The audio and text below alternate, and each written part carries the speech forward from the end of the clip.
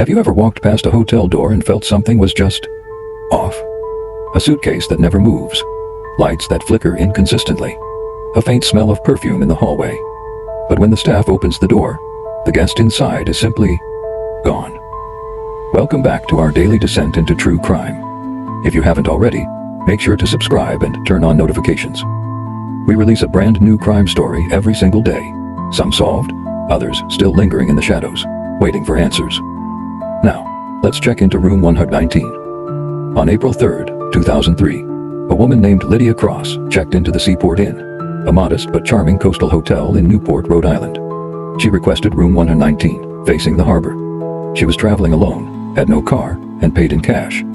The only ID she provided was a driver's license from Vermont, which later turned out to be fake. But she was polite, quiet, and carried only a vintage suitcase and a worn paperback book titled The End of Alice. For 2 days, Lydia was seen reading in the lobby, sipping black coffee, and taking long walks along the rocky shore. She declined housekeeping, left the Do Not Disturb sign on the door, and always returned to her room before sunset. Then, on the morning of April 6th, she vanished. The cleaning staff knocked several times before entering room 119. Inside, the bed was perfectly made. The book lay face down on the nightstand. Her suitcase was still there, untouched. The bathroom door was open, the faucet dripping. But Lydia was gone. Surveillance footage showed her entering the room the night before around 7:14 p.m.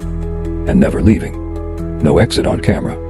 No calls made from the room. No sign of a break-in. And perhaps most bizarrely, the hotel's log showed a single line of strange text entered into the digital door lock system at 3:19 a.m. Override code accepted. No one could explain it. The code was traced back to a defunct master key protocol that hadn't been used since the 90s and supposedly couldn't be activated anymore. Police searched the hotel from top to bottom. Cadaver dogs, infrared scanners, you name it. Nothing. Lydia Cross was never seen again. Weeks later, the fake Vermont ID led nowhere. Her fingerprints didn't match any in the system. The name was likely an alias. The book she left behind? It was filled with handwritten annotations. Quotes circled, pages dog-eared. One note in the margin read, "Some endings are meant to be exits." To this day, room 119 has a reputation. New guests report cold spots, flickering lights, and hearing footsteps at 3 a.m. But no one has seen Lydia.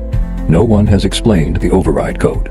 And the guest who checked into room 119 never officially checked out. The